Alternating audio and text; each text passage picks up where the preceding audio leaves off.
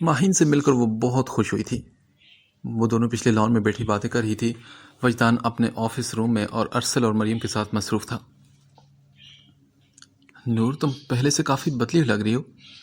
ماہین اس کے چہرے پر خوشی دیکھ کر بولی۔ اچھا، نہیں تو تمہیں ویسے لگ رہا ہے۔ نہیں، تم بتاؤ نا، کہیں پیار وار تو نہیں ہو گیا تمہیں وجدان بھائی سے؟ ماہین اسے دیکھ کر شرارت سے بولی، جو ہاتھ میں گلاب کا پھول لیے اس کی پتیاں توڑ رہی تھی۔ ایسی کوئی بات نہیں ماہین۔ تو پھر کیسی بات ہے، بتاؤ تو صحیح۔ ماہین ہنس کر بولی۔ اچھا یہ سب چھوڑو، تم بتاؤ ارسل بھائی سے کیا چکر ہے تمہارا؟ نور اب اسے آنکھیں دکھاتے ہوئے بولی تو ماہین کی ہنسی کو فوراً بریک لگا۔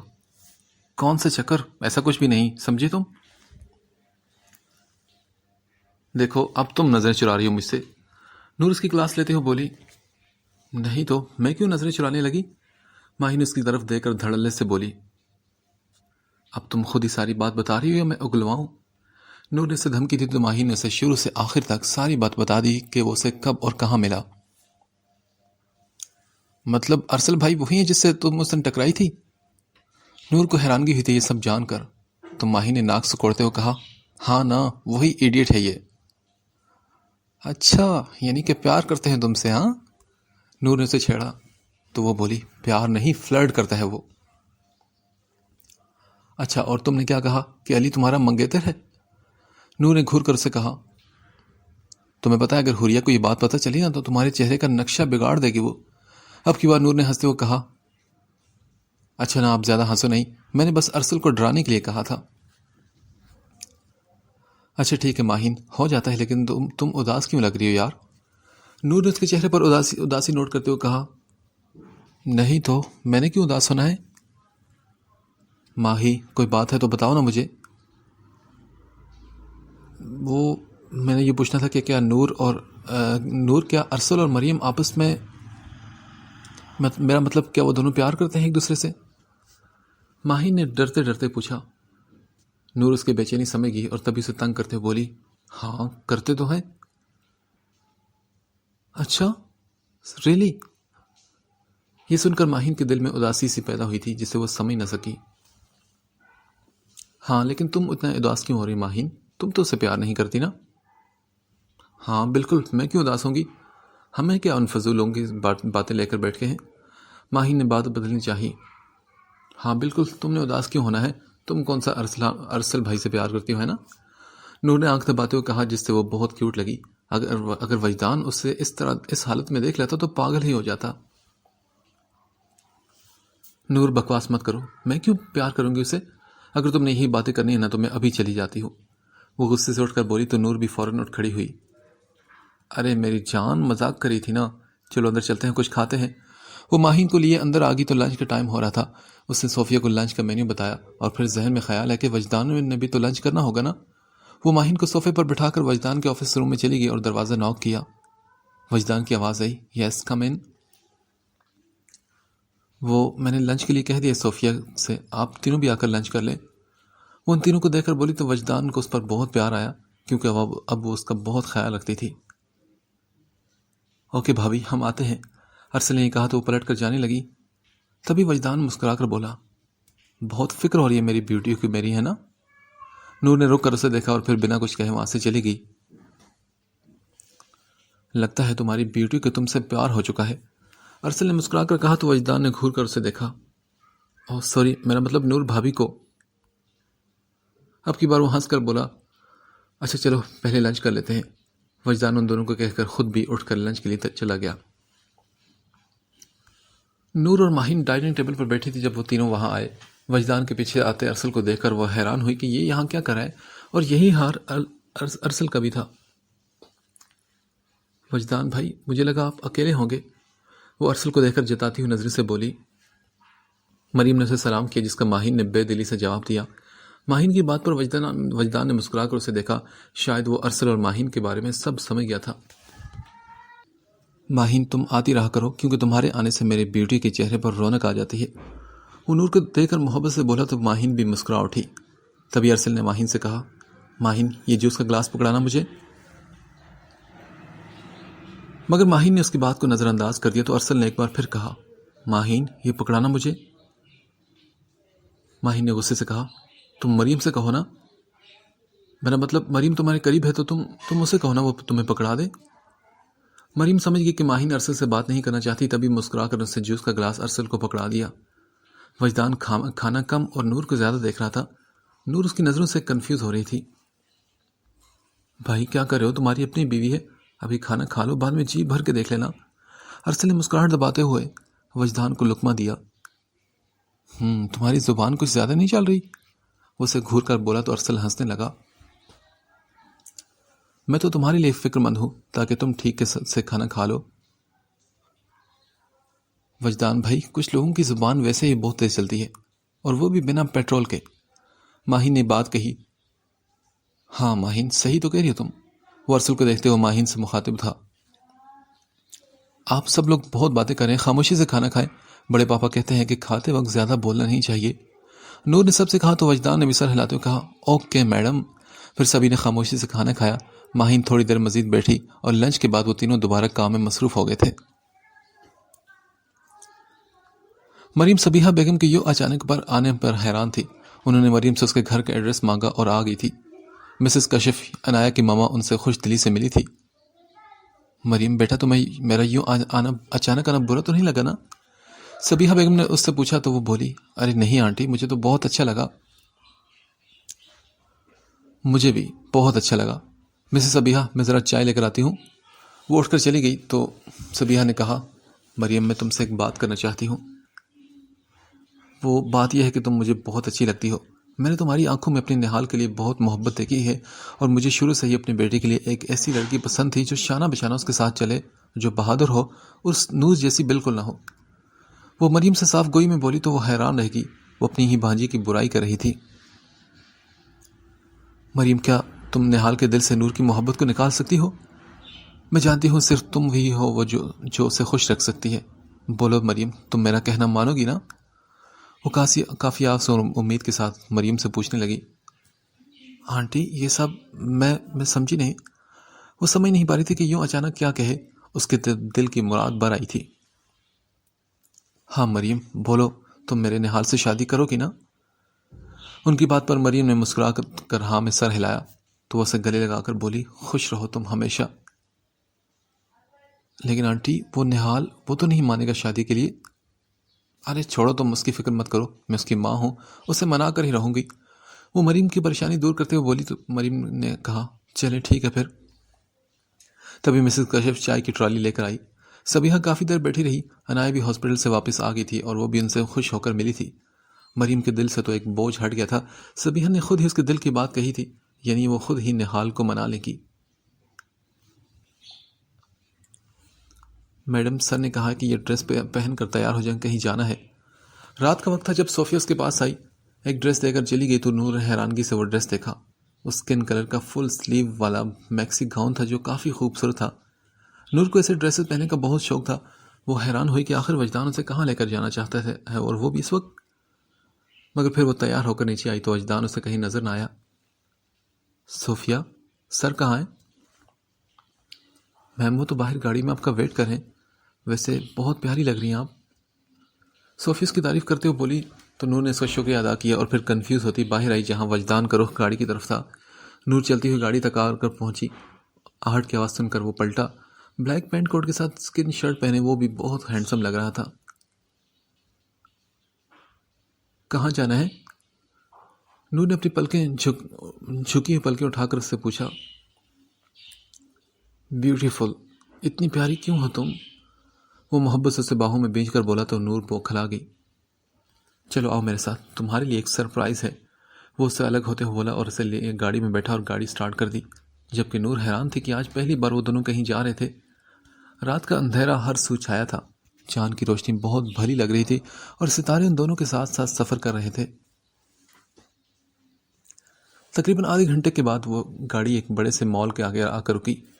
دکھنے میں وہ مال نیا لگ رہا تھا، جیسے ابھی ہی نیا بنا ہو۔ مال کا نام دیکھ کر وہ بہت حیران ہوئی اور وجدان کی جانب دیکھنے لگی جو اسے ہی دیکھ رہا تھا۔ اس مال کا نام بیوٹی مال تھا۔ جی مسز وجدان، حیران کیوں ہیں آپ؟ یہ کسی دیوانے ٹائپ آدمی نے اپنی بیوٹی جیسی وائف کے لیے کچھ دن پہلے بنوایا ہے۔ اس کے مومی ہاتھ اپنے ہاتھوں میں لے کر بولا تو نور نے پوری آنکھیں کھول کر اسے دیکھا جیسے یقین کرنا چاہ رہی ہو. کیا سچ میں آپ نے میرے نام پر یہ؟ ہاں بالکل بیوٹی، یہ تمہارے نام پر ہے. اب چلو، سرپرائز ابھی پورا نہیں ہوا. وہ اس کا ہاتھ تھامے اندر لایا تو پورا ہال اندھیرے میں ڈوبا تھا. یہاں تو بہت اندھیرا ہے. اندھیرا تو ہے، مگر تم اب آ گئی ہو نا تو روشنی ہو جائے گی، جیسے میرے دل کی دنیا کو تم نے روشن کر دیا. تبھی پورا مال روشنی میں نہا گیا اور ڈھیر سارے غبارے ان دونوں کے اوپر آ کر گرے. یہ سب بہت خوبصورت لگ رہا تھا. نور کے چہرے پر تو ڈھیر ساری مسکان آ گئی. تبھی مال کے سامنے لگی دیوار پر دیو کامت گھڑی نے 12 بجائے تو وائلن بجنے لگا اور ہر طرف ہیپی برتھ ڈے کا میوزک آن ہو گیا. Happy birth day my beauty. وہ جو حیرت سے سب دیکھ رہی تھی، جو بالکل ایک فینٹیسی سے لگ رہا تھا، وجدان کی آواز پر اسے دیکھنے لگی اور پھر مسکرا کر بولی، تھینک یو سو مچ. مگر آپ کو کیسے پتا کہ میرا آج برتھ ڈے ہے؟ تمہارے بارے میں ہر بات مجھے معلوم ہے. اس کی آنکھوں میں دیکھ کر بولا اور پھر کہا، چلو آؤ یہاں میرے ساتھ بیٹھو. سامنے پڑے ٹیبل کو بہت خوبصورتی سے سجایا گیا تھا اور اس کے آس پاس 2 کرسیاں تھیں جن پر دونوں سامنے بیٹھ کے. پتہ ہے یہ دن کتنے خوبصورت ہے میرے لیے، تم سمجھ نہیں سکتی نور حیات. تم میرے لیے ایک دعا کی طرح ہو جو کسی قبولیت کی طرح مجھ پر نازل ہوئی. وہ جتنی محبت سے بول رہا تھا، نور اتنی ہی توجہ سے اس کی باتیں سن رہی تھی. ہر لڑکی کی یہی خواہش ہوتی ہے کہ اسے ایک بہت چاہنے والا شوہر ملے، اور وجدان کی محبت کے آگے نور حیات پگھل رہی تھی. اس کے دل میں بھی وجدان کی محبت ایک دعا کی طرح نازل ہو رہی تھی، تو وہ کیسے خود کو روک پاتی؟ ان خوبصورت لمحات میں دونوں نے اکٹھے ڈنر کیا. تبھی ایک ویٹریس ٹیبل پر کیک رکھ کر چلی گئی. چلو کیک کاٹو. وجدان کے کہنے پر نور نے چھری تھامی اور کیک کاٹ ڈالا. Happy birthday to you my dear beauty. Wajdan اسے 7 بیسٹ وشز دے رہا تھا. نور نے کیک ایک ٹکڑا اس کی جانب بڑھایا تو اس نے تھوڑا سا کھا کر باقی نور کے منہ میں ڈال دیا. رکو، تمہارے لیے ایک اور سرپرائز بھی ہے. وہ اٹھ کر اس کی طرف آیا اور اس کا ہاتھ تھامے لفٹ میں داخل ہو کر اس نے تیسرے فلور کا بٹن پریس کیا اور پھر لفٹ اوپر جا کر رکتے ہی وہ دونوں باہر آ گئے. تمہارا گفٹ تمہارے سامنے ہے، بس اپنی آنکھیں بند کر لو. وجدان یہ کہتے اس کی آنکھوں پر ہاتھ رکھ لیا اور ساتھ ہی اسے ساتھ لیے چلنے لگا. تھوڑا آگے جا کر اس نے کہا، اب آنکھیں کھولو بیوٹی. نور نے آنکھیں کھولی تو سامنے کا منظر دیکھ کر وہ حیران رہ گئی. کیا یہ سب؟ ہاں بیوٹی، یہ سب تمہارے لیے. وہ کانچ سے بنا نور کا ایک خوبصورت سا پورٹریٹ تھا، جیسے وہ کانچ نہیں بلکہ بنی بنائی نور ہو. نور مسکراتی اس مجسمے کے پاس آئی. واو، یہ کتنا پیارا ہے. وہ خوش ہو کر بولی، ایسا لگ رہا ہے جیسے کسی نے مجھے کانچ کا بنا دیا اور اس مجسمے میں ڈال دیا ہو. اس مجسمے کو چھو کر بولی تو وجدان نے کہا، ہاں یہ تم ہی ہو میری کانچ کی گڑیا. نور کو اتنا خوش دیکھ کر وجدان کو بھی اپنا خون بڑھتا ہوا محسوس ہو رہا تھا. یہ ایک بہترین شام تھی جو دونوں نے ساتھ گزاری، اور نور حیات نے آج تک اتنا اچھا برتھ ڈے سیلیبریٹ نہیں کیا تھا.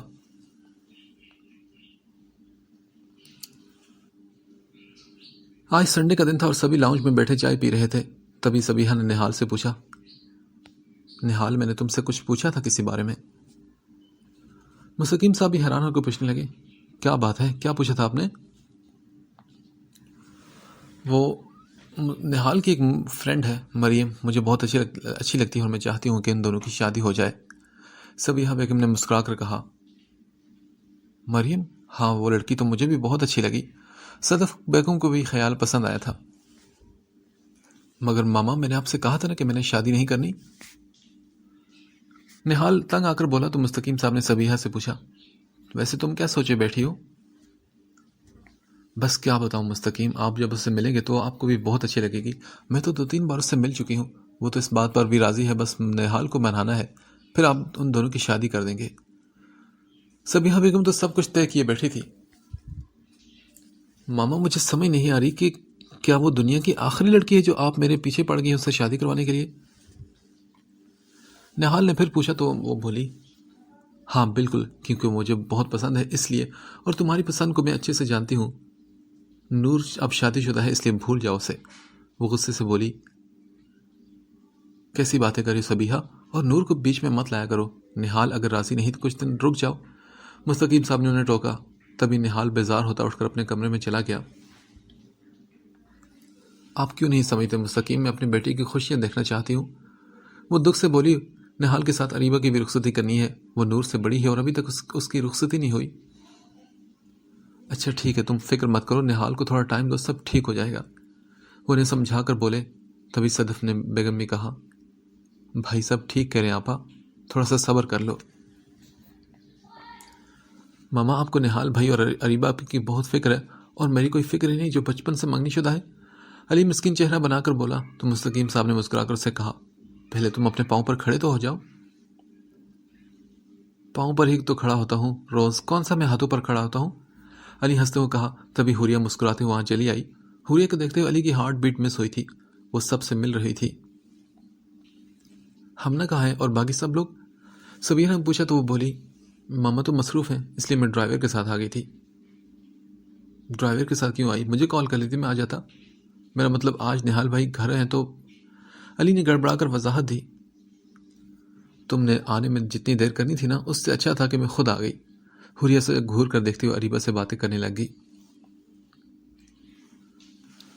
آج کی صبح بہت خوشگوار تھی. جب اس کی آنکھ کھلی 12 بج رہے تھے اور وہ اتنی دیر سوتی رہی. اس کی نظر سامنے پڑے پورٹریٹ پر پڑی. وہ مجسمہ اتنا خوبصورت تھا کہ دیکھتے ہی نور کے چہرے پر مسکراہٹ آ گئی.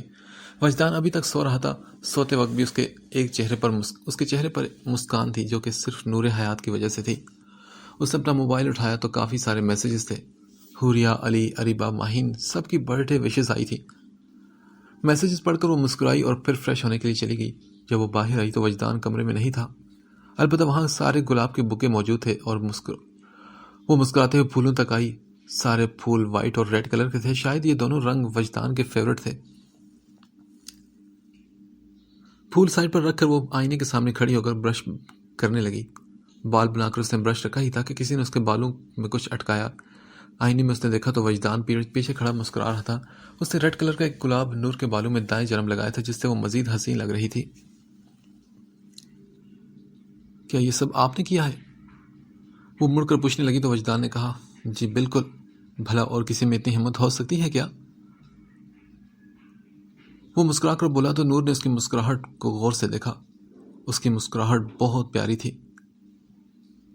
اگر میں اتنا ہی پیارا لگ رہا ہوں تو تم مجھے چھو کر ہاتھ لگا کر چیک کر سکتی ہو. وہ شرارت سے بولا تو نور جھیم سے گئی. نہیں، میں تو بس ویسے ہی دیکھ رہی تھی. ویسے بیوٹی تم میک اپ کیوں نہیں کرتی؟ پتہ ہے مجھے ریڈ لپسٹک بہت پسند ہے. میری ماما لگاتی تھی تو بہت پیاری لگتی تھی. کیا تم میرے لیے لگاؤ گی؟ وہ فرمائش کر کے بولا تو نور نے کہا. نہیں، میں نے کبھی اتنا ڈارک کلر نہیں لگایا نا. ہاں تو کیا ہوا، اب لگا لو نا تم میرے لیے. آپ جائیں نا، فریش ہو جائیں، مجھے بھوک لگ رہی ہے. نور نے اسے ٹالنا چاہا. اوہ سوری، بس میں ابھی فریش ہو کر آتا ہوں. وہ فکر مندی سے بولتا واش روم میں چلا گیا تو نور نے بس شکر بھری سانس خارج کی تھی. سر، کل جو آپ نے ایک آدمی کی CCTV فوٹیج دکھائی تھی اسے گرفتار کر لیا گیا ہے. انسپیکٹر دانش نے اسے اطلاع دی. گڈ، اس کی اچھے سے خاطرداری کرو. Okay sir. دانش سیلوٹ کر کے باہر چلا گیا جبکہ نہال وہی فائلز دیکھ رہا تھا. اسے یاد تھا کہ آج نور کا برتھ ڈے تھا مگر پچھلے کئی سال کی طرح آج بھی اسے وش نہیں کر پایا تھا. وہ جب اس کے پاس تھی تو اس نے نور کی محبت کی قدر نہیں کی تھی اور اب جب وہ دور چلی گئی تو نہال کو اس کی اہمیت کا احساس ہوا تھا. اس کا موبائل بجا تو اس نے دیکھا مریم کی کال تھی. اس نے نہ چاہتے ہوئے بھی کال ریسیو کر لی. ہیلو، کیسے ہو نہال؟ ہاں ٹھیک ہوں میں. تم یہ سب کیوں کر رہے ہو نہال؟ میں کیا کر رہا ہوں؟ تم مجھے اگنور کر رہے ہو نہال. جانتے ہو کہ میں تم سے کتنی محبت کرتی ہوں، پھر بھی تم مجھ سے نگاہیں چراتے ہو. وہ آج اس سے کھل کر بات کرنا چاہتی تھی. مریم، تم خود کو کیوں بے مول کر رہی ہو؟ میں تم سے محبت نہیں کرتا، میں نے تمہیں بتایا نا. ہاں تو نہ کرو محبت. میں نے کب کہا کہ محبت کرو؟ بس میرا پیار ہی ہم دونوں کے لیے کافی ہے. پلیز مریم، بس کر دو اب. نہال، تمہیں تمہاری محبت نہیں ملی تو کیا تم میرے ساتھ بھی یہی کرو گے؟ تمہارے بس میں نور کو حاصل کرنا نہیں تھا لیکن تمہارے بس میں مجھے خوشی دینا تو ہے نا. پلیز مجھے ایک موقع دے دو، میں تمہارے سارے دکھ بانٹ لوں گی اور اپنی ساری خوشیاں تم پر قربان کر دوں گی نہال، پلیز، وہ اس سے ریکویسٹ کرتے ہوئے بول رہی تھی۔ مریم سٹاپ اٹ، ایسی باتیں صرف موویز میں اچھی لگتی ہیں اور ابھی میں بہت مصروف ہوں۔ نہال مریم کا درد سمجھ رہا تھا، اس لیے وہ مزید کوئی بات نہ سن سکا اور مصروفیت کا کہتے اس نے کال کٹ کر دی۔ صبح ناشتہ کر کے وجدان گیا تو شام تک واپس لوٹا نہ تھا۔ نور وجدان کے بارے میں سوچنے لگی کہ وہ کتنا پیار کرنے والا اور خیال رکھنے والا شوہر تھا۔ اتنا پیار تو اسے کوئی بھی نہ کرتا۔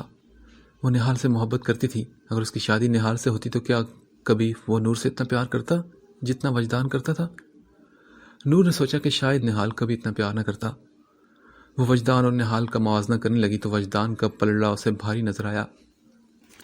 تھوڑی دیر بعد وجدان گھر پہنچ گیا اور آتے ساتھ ہی اسے کہا، نور میرے ساتھ چلو، تمہارے لیے ایک سرپرائز ہے۔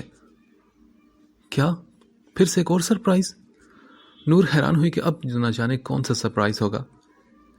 ہاں چلو تو صحیح میرے ساتھ۔ وہ اس کا ہاتھ تھامے باہر لے آیا تو اسے لیے لان کی طرف آیا تو وہاں پر تمام لائٹس آف تھی۔ کافی اندھیرا تھا لیکن گلاب کے پھولوں کی خوشبو ہر طرف سے آ رہی تھی۔ یہاں پر تو اندھیرا ہے، وہ مایوسی سے بولی اور تبھی تمام لائٹس آن ہوگی۔ ہیپی برتھ ڈے نور، سبھی نے ایک دم پکار کر اس کو وش کیا اور سامنے کا منظر دیکھ کر وہ خوشی سے چیخ اٹھی۔ صدف، علی، حوریہ، اریبہ، مریم، ارسل اور ماہین سبھی موجود تھے۔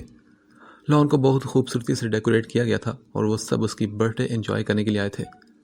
بلا شبہ یہ اس کی زندگی کا سب سے اچھا سرپرائز تھا جو وجدان نے اسے دیا تھا۔ نور اب آگے بڑھ کر سب سے مل رہی تھی اور وجدان دور کھڑا اسے سب سے ملتا ہوا دیکھ رہا تھا۔ وہ بہت خوش تھی آج۔ برتھ ڈے پارٹی اپنے زور شور پر تھی۔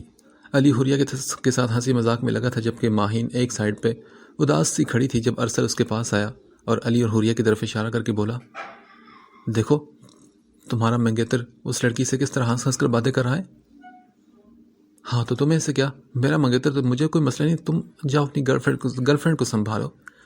وہ مریم کی طرف دیکھ کر نفرت سے بولی، واو مجھے تو کچھ جلنے کی اسمیل آ رہی ہے۔ ارسل اپنی ناک پر ہاتھ رکھ کر بولا تو ماہین نے اسے گھور کر دیکھا۔ تم میری گرل فرینڈ کی فکر نہ کرو، وہ بس جی ایف ہے، محبت تو تم ہو۔ وہ اسے دیکھ کر شرارت سے مسکرایا، کتنے گھٹیا انسان ہو تم، میرے سامنے اپنی گرل فرینڈ کا ذکر کر رہے ہو، مجھ سے فلرٹ بھی کر رہے ہو تم۔ ماہین غصے سے بولی تو ارسل نے کہا، ہاں نا، تمہاری طرح جھوٹا تو نہیں میں۔ اچھا کیا جھوٹ بولا میں نے؟ وہ اسے آنکھیں دکھا کر بولی تو ارسل کچھ بھی نہ بولا بلکہ اس کا ہاتھ پکڑ کر ساتھ لے جانے لگا۔ یہ کیا کر رہے ہو ڈفر، چھوڑو مجھے۔ وہ اسے اپنا ہاتھ چھڑانے لگی تو وہ علی اور حوریہ کے پاس اسے لے آیا اور ساتھ ہی اس کا ہاتھ چھوڑ دیا۔ علی اسے دیکھتے مسکرا کر بولا، ارسل بھائی کیسے ہیں آپ؟ میں ٹھیک ہوں علی، تمہیں پتا ہے کہ میری اور ماہین کی دوستی ہو گئی ہے؟ وہ مسکرا کر بولا تو ماہین حیران ہوئی، اچھا یہ تو بہت اچھی بات ہے۔ وہ بھی مسکرا کر بولا۔ تبھی ارسل نے کہا، اچھا علی تم نے کہا تھا کہ اپنی منگیتر سے ملواؤ گے؟ ہاں بالکل، تو ان سے ملو، یہ حوریہ ہے میری منگیتر، میرے بچپن کا پیار۔ وہ حوریہ کو دیکھ کر محبت سے بولا، ماشاء اللہ حوریہ بہت لکی ہو آپ۔ وہ مسکرا کر بولا اور ساتھ ہی ماہین کی طرف چتاتی نظروں سے دیکھا۔ ماہین تم نے بتایا نہیں تھا کہ تمہاری بھی منگنی ہو چکی ہے؟ اب اس کی توپوں کا رخ ماہین کی طرف تھا۔ ارے نہیں تو ماہین کی تو بھی کوئی منگنی نہیں ہوئی۔ علی فوراً بولا تو ماہین وہاں سے ایکسکیوز کر کے فوراً ہٹ گئی۔ ارسل بھی چند ایک باتیں کر کے وہاں سے ہٹ گیا، پھر اس نے یہاں وہاں نگاہ دوڑائی مگر ماہین اس سے کہیں نظر نہ آئی۔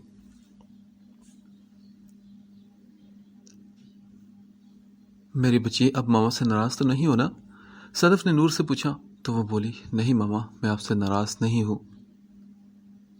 صدف آنٹی آپ کب سے مجھے اگنور کر رہی ہیں نا؟ مانا کہ بیوٹی سے آپ کو بہت پیار ہے مگر میں بھی تو آپ ہی کا بیٹا ہوں نا۔ وجدان صدف کے کندھے پر ہاتھ رکھ کر بولا تو وہ پیار سے اس کا ماتھا چومنے لگی۔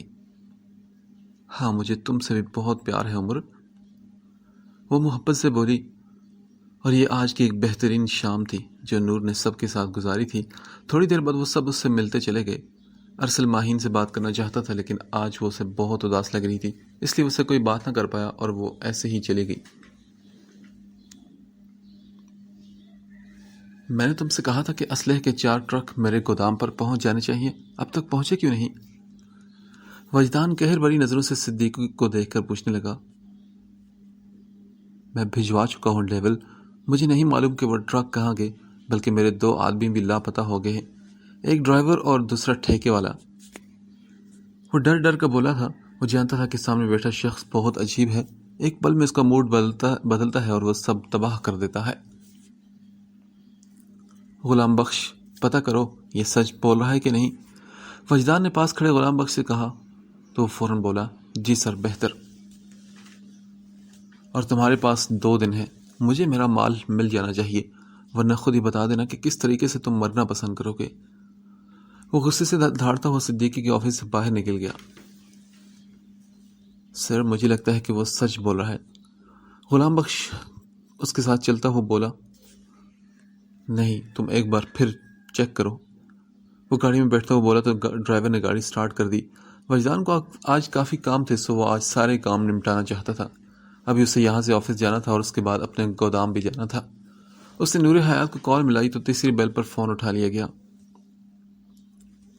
السلام علیکم۔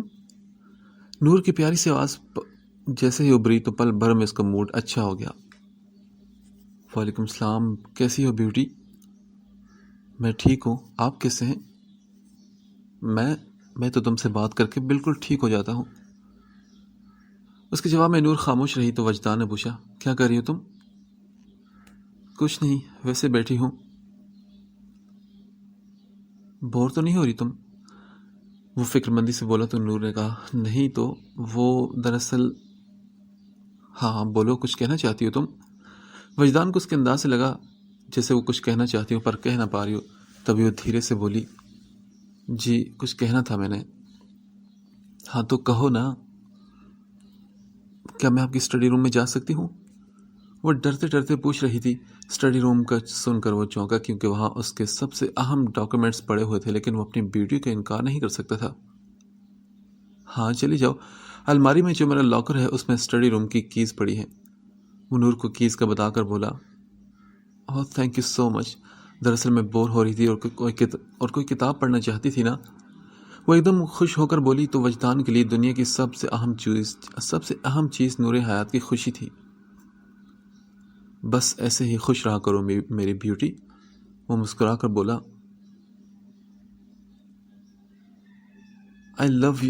I love you with my heart. I love you with my soul. I know you don't believe in me, but trust me, for I know my love is deep. My love is true, and it will never fade. So tell me now, and tell me true. Do you love me too? وہ ایک ساحر کی طرح بول رہا تھا اور نور اس کے سحر میں کھوئی کھوئی اس کی باتیں سن رہی تھی۔ اس نے پھر پوچھا، Do you love me too? اس کے الفاظ پر نور پزل ہو گئی۔ وہ تو خود ابھی ٹھیک سے نہیں جانتی تھی کہ کیا وہ اس سے پیار کرتی ہے۔ Tell me Noor, I'm waiting. وہ بےتابی سے پوچھ رہا تھا۔ نور حیات نے کہا، وہ میں اسٹڈی روم میں چلی جاؤں؟ اس کے بعد بدلنے پر وجدان ہنسنے لگا اور پھر بولا، اچھا ٹھیک ہے، جاؤ۔ اس نے ہنستے ہوئے کال کٹ کر دی۔ کال بند ہوتے ہی نور گہرے سانس لینے لگی۔ وجدان کی بے انتہا محبت دیکھ کر وہ حیران رہ جاتی۔ کوئی کسی سے اتنی محبت بھی کر سکتا ہے؟ اتنی محبت تو وہ نہال سے بھی نہیں کرتی تھی۔ اس نے الماری سے کیز نکالی تو اسے چکر سایا۔ وہ نظر انداز کر گئی۔ صبح سے وامٹ بھی ہوئی تھی پر اس نے اثر نہیں لیا اور اسٹڈی روم میں آ گئی تھی۔ دروازہ ان لاک کر کے وہ اندر داخل ہوئی۔ وجدان کی ڈائری بھی وہ ساتھ لی تھی۔ اس نے وہ وہیں ٹیبل پر رکھ دی۔ پھر اس نے ریک سے ایک بک نکالی اور وہیں بیٹھ کر پڑھنے لگ گئی۔ وہ کتاب بہت مزے کی تھی۔ وہ پڑھتی گئی اور پڑھتے ہوئے سے 1 گھنٹہ گزر گیا۔ جب وہ تھک گئی، اس نے کتاب واپس رکھی اور اسٹڈی روم لاک کر کے کیز وہیں دوبارہ الماری میں رکھ دی۔ وہ وہیں بیڈ پر بیٹھ گئی اور پچھلے کچھ دنوں سے اس کی طبیعت کچھ ٹھیک نہیں تھی۔ تبھی مریم وہاں چلی آئی۔ السلام علیکم۔ وعلیکم السلام۔ مریم، کیسی ہو تم؟ میں ٹھیک ہوں، تم بتاؤ کیسی ہو؟ ہاں میں بھی تھوڑی ٹھیک ہوں۔ یار یہاں بور نہیں ہوتی؟ چلو نیچے چل کر بیٹھتے ہیں یا پھر لان میں واک کرتے ہیں۔ مریم نے اسے کہا تو وہ بولی، ہاں ٹھیک ہے چلتے ہیں۔ وہ اٹھ کھڑی ہوئی کیونکہ وہ واقعی بہت بور ہو رہی تھی، مگر جب وہ اٹھی تو اس کا دل خراب ہوا۔ وہ منہ پر ہاتھ رکھتی واش روم میں چلی گئی تو مریم پریشان ہو گئی۔ اندر سے اسے وامٹ کرنے کی آوازیں آ رہی تھی۔ تھوڑی دیر بعد وہ منہ صاف کرتی باہر آئی تو مریم نے پوچھا، آر یو اوکے نور؟ ہاں بس تھوڑی وامٹ آ گئی تھی، مجھے طبیعت بھی کچھ خراب سی لگ رہی ہے۔ اچھا تم بیٹھو یہاں، میں ڈاکٹر کو بلاتی ہوں۔ ارے نہیں مریم، اس کی ضرورت نہیں۔ اچھا کیوں نہیں ضرورت؟ اگر ڈیول ہوتا تو اب تک آسمان سر پر اٹھا چکا ہوتا۔ مریم ہنستے ہوئے بولی اور نور کے منع کرنے کے باوجود عنایا کو کال کر دی۔ تھوڑی دیر بعد عنایا اپنا بریف کیس سنبھالتے وہاں آئی تھی۔ یہ میری فرینڈ ہے نور۔ مریم نے عنایا سے نور کا تعارف کروایا۔ اوکے، کیا یہ تمہارے باس کا گھر ہے؟ عنایا امپریس ہو کر بولی تو مریم نے کہا ہاں، اور یہ باس کی بیوی ہے۔ ماشاءاللہ، یہ تو بہت پیاری ہے۔ عنایا متاثر ہو کر بولی تو مریم نے کہا اچھا تم نور کا چیک اپ کرو، میں تب تک کافی منگواتی ہوں۔ وہ عنایا سے کہتی خود نیچے کافی کا کہنے چلی گئی۔ تھوڑی دیر بعد وہ واپس آئی تو عنایا اسے دیکھ کر مسکرائی۔ گڈ نیوز ہے Maryam, she is going to be mother. وہ مسکرا کر بولی تو مریم کا چہرہ کھل اٹھا۔ کیا واقعی؟ یس بالکل۔ بہت بہت مبارک ہو نور۔ مریم نور کے گلے لگ کر بولی تو نور کا چہرہ دیکھ کر اندازہ لگانا مشکل تھا کہ وہ خوش ہے یا نہیں، لیکن مریم تو بہت خوش تھی۔ عنایا ہاسپٹل سے لیو لے کر آئی تھی، اس لیے اسے جلدی واپس جانا تھا، سو وہ کافی پی کر چلی گئی۔ سنو نور، جب ڈیول آئے گا تو اسے سرپرائز دینا، ٹھیک ہے؟ مریم نور سے بولی تو وہ اپنے ہاتھ کی انگلی مروڑتے ہوئے بولی مگر مریم مجھے بہت عجیب سا لگ رہا ہے یہ سب۔ ارے عجیب کیوں؟ پتہ نہیں اتنا اچانک ہو رہا ہے یہ سب کچھ۔ یار دیکھو، اللہ تمہیں اتنی جلدی خوشی دینا چاہتے ہیں تو اس میں حیرانی کی کوئی بات نہیں، بلکہ تمہیں تو خوش ہونا چاہیے۔ مریم اسے سمجھاتے ہوئے بولی نہیں نا یار، ابھی تو میں لائف میں کچھ کرنا چاہتی تھی، میرا گول شادی یا بچہ نہیں تھے۔ ہاں وہ تمہاری بات ٹھیک ہے، لیکن جو اللہ چاہتا ہے وہی ہوتا ہے، اور نور اسی میں تمہارے لیے بہتری تھی۔ اب اس سب کو ایکسیپٹ کرو اور خوش رہو۔ مریم اسے کسی بڑی بہن کی طرح سمجھاتے ہوئے بولی اچھا ٹھیک ہے مریم، ویسے مجھے شرم آ رہی ہے یہ سب ہونے کے بعد۔ نور پزل ہو کر بولی تو مریم ہنسنے لگی۔ اب میں کیا کروں، اس شرم کا تو میرے پاس کوئی علاج نہیں۔ مریم ہنس کر بولی تو نور بھی مسکرا دی۔ اسے سمجھ نہیں آ رہی تھی کہ وہ وجدان کا سامنا کیسے کرے گی یا اسے کیسے بتائے گی۔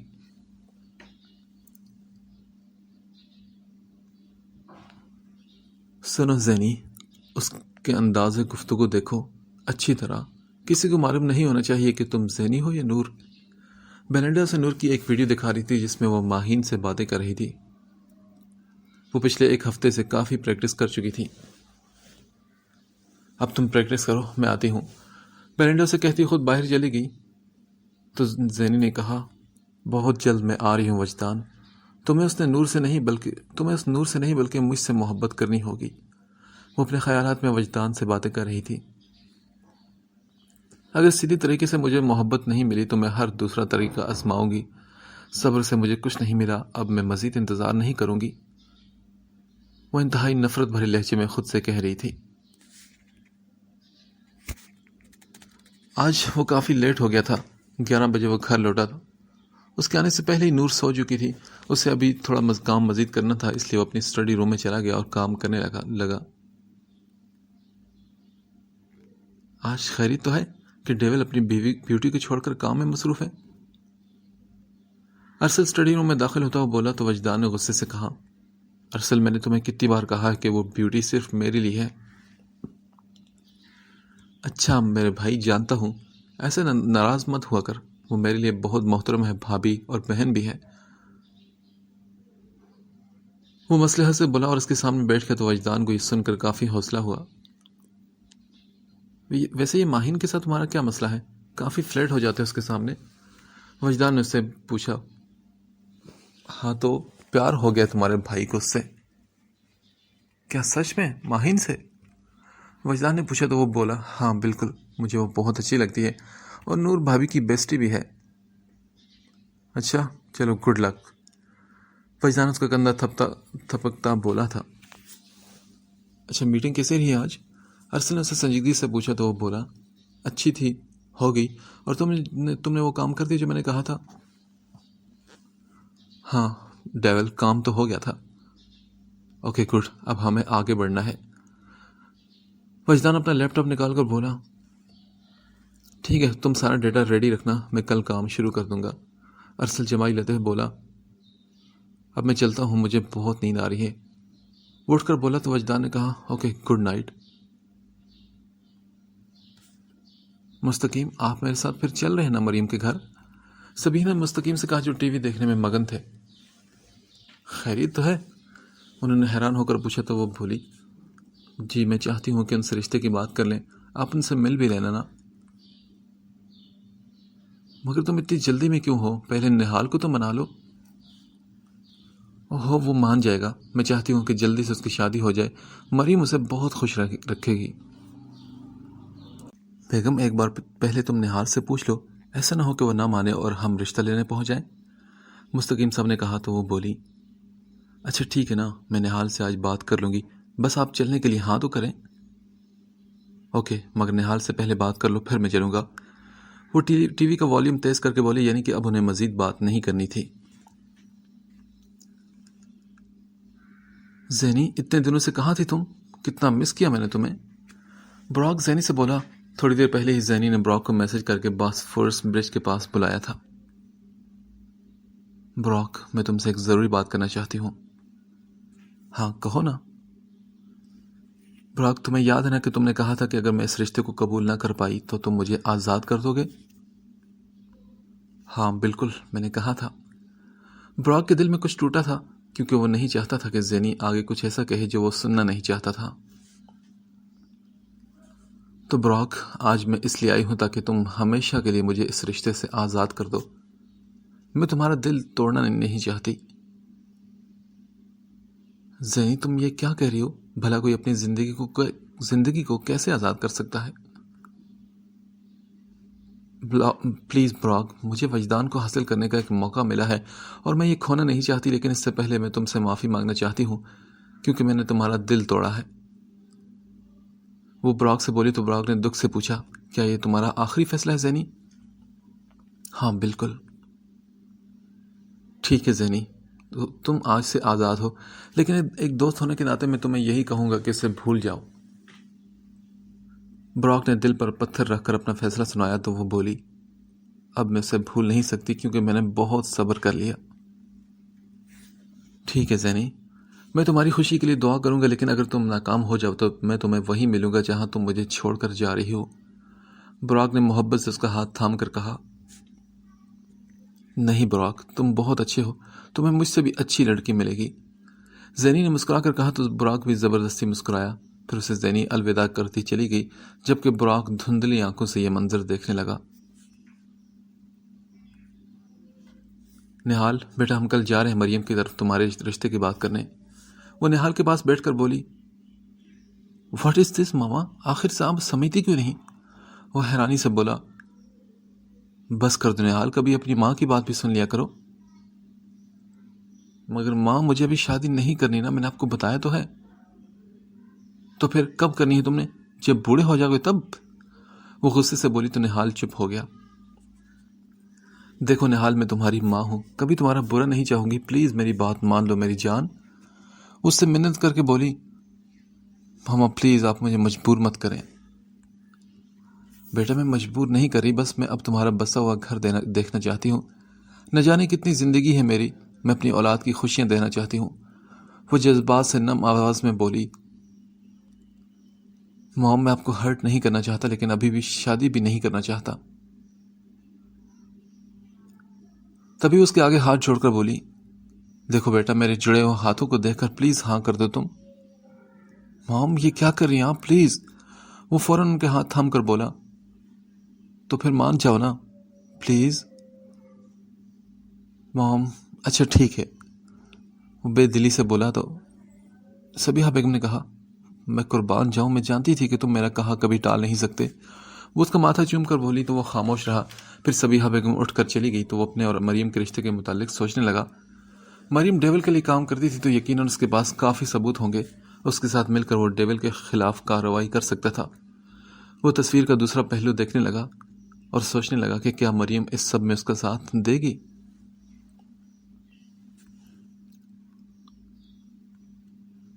زینی کل رات ہی پاکستان آ گئی تھی۔ اس وقت وہ لاہور کے ایک ہوٹل میں تھی۔ بلیک کنگ نے اسے اپنے پرائیویٹ جیٹ میں 2 آدمیوں کے ساتھ بھیجا تھا۔ وہ اپنی موم کے متعلق سوچنے لگی۔ اس نے موم سے جھوٹ بولا تھا کہ وہ اپنی فرینڈ کے پاس ازمیر جا رہی ہے، لیکن در حقیقت وہ پاکستان آ گئی تھی۔ وہ انہی سوچوں میں مگن تھی جب اس کا فون بجنے لگا۔ اس نے کال اٹھائی تو دوسری طرف بلیک کنگ تھا۔ ہائے زینی، خیریت سے پہنچ گئی؟ یس، میں پہنچ گئی ہوں۔ اچھا سنو، آج وہ اپنی بیوی کے ساتھ فارم ہاؤس جائے گا۔ تمہیں معلوم ہے نا کہ آگے کیا کرنا ہے؟ ہاں مجھے معلوم ہے بلیک کنگ۔ گڈ، تو پھر اپنا کام شروع کر دو۔ اوکے۔ یہ کہہ کر زینی نے کال کٹ کر دی اور پھر اٹھ کر آئینے کے سامنے آئی اور اپنے بیگ سے وہ ماسک نکالا جو بلیک کنگ نے بطور خاص اس کے لیے بنوایا تھا۔ اس نے وہ ماسک اپنے چہرے پر لگایا تو خود بھی دھنگ رہی، کیونکہ وہ بالکل نور لگ رہی تھی۔ اس کے چہرے پر ایک تلخ مسکراہٹ آ گئی۔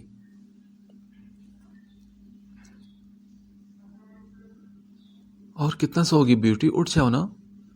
وہ اسے تیسری بار اٹھاتا وہ بولا، مگر آج نور لمبی تان کر سو رہی تھی۔ وجدان کے اٹھانے پر نور نے دھیرے سے آنکھیں کھولی، کمبل ہٹایا اور اٹھ گئی۔ پھر اس نے اپنے بال سمیٹتے ہوئے پوچھا، کیا آپ رات کو لیٹ آئے تھے؟ ہاں تھوڑا لیٹ ہو گیا تھا۔ اچھا ایسا کرو، تیار ہو جاؤ، آج ہم فارم ہاؤس چلیں گے، تمہیں بہت اچھا لگے گا وہاں جا کر۔ وہ نور کے شہد رنگ بال کان کے پیچھے کرتا ہوا بولا۔ نور کا دل نہیں تھا کہیں جانے کا، مگر انکار کرنے کی ہمت بھی نہیں تھی، لہٰذا خاموشی سے وہ واش روم چلی گئی۔ کیسا لگا تمہیں یہ فارم ہاؤس؟ وہاں پہنچ کر وجدان اس کی گھری ہوئی آنکھیں دیکھ کر پوچھنے لگا، جو ستائش سے فارم ہاؤس دیکھنے میں مگن تھی۔ وہ مسکرا کر بولی، یہ تو بہت اچھا ہے۔ چلو شکر ہے کہ تمہیں پسند تو آیا۔ وہ مسکرا کر بولا اور پھر اس نے کہا، چلو اندر چلتے ہیں، کھانا کھا لیں، پھر میں تمہیں اور بھی جگہ دکھاؤں گا۔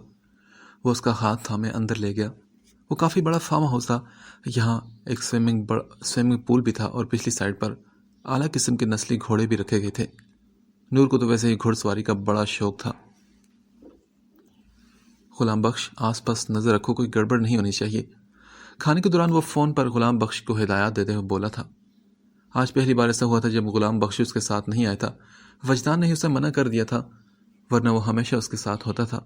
فون بند کر کے اس نے نور کی طرف دیکھا جو کھا کم اور سوچ زیادہ رہی تھی۔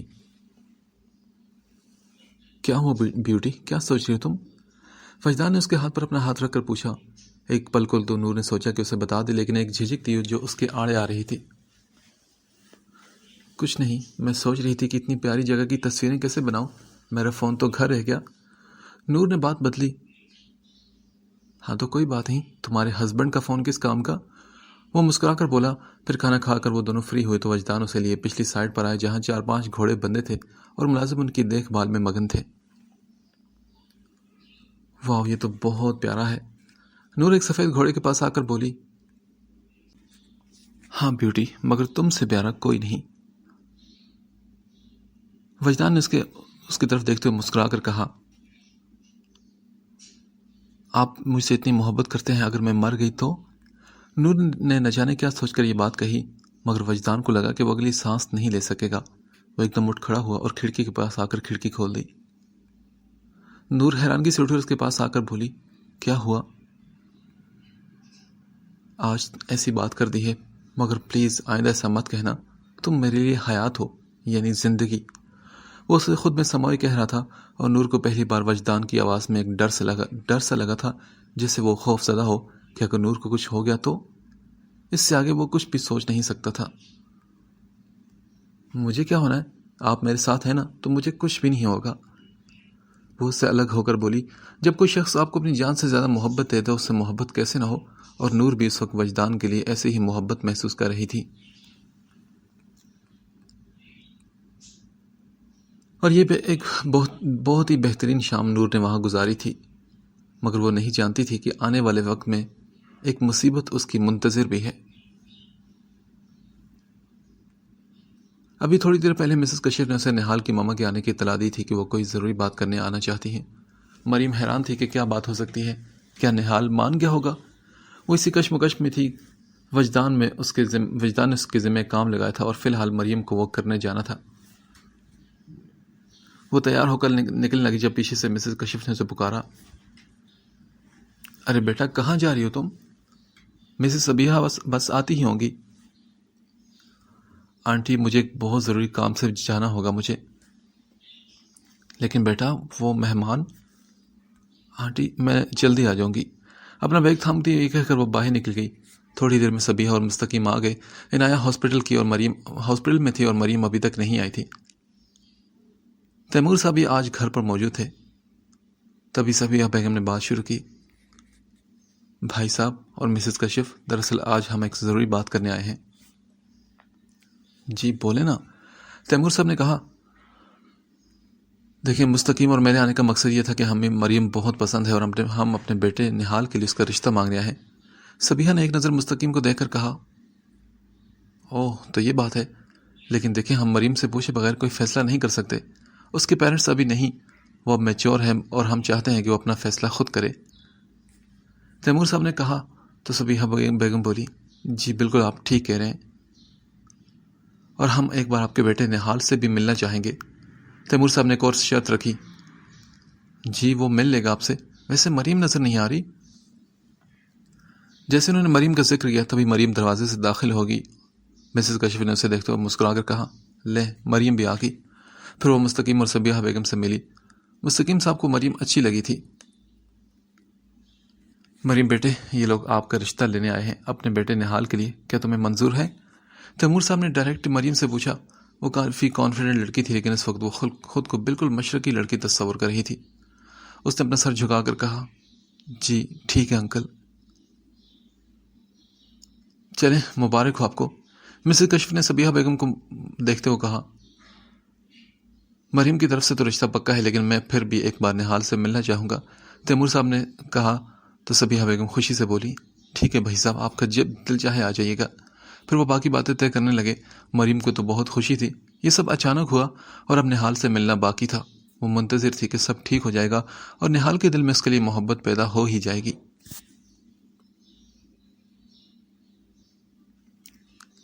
آج ہر حال میں مجھے اپنا کام کرنا ہوگا. زینی اس وقت فارم ہاؤس کی بیک سائڈ پر تھی. اس کے 2 آدمی بھی ساتھ تھے. وہ کل سے اسی طاق میں تھی کہ کیسے نور حیات کو پکڑے. آج وہ ہر حال میں اپنا کام کرنا چاہتی تھی. وہ دونوں بھی صبح ناشتے سے فارغ ہو کر گھوڑوں کے استبل میں آ گئے تھے.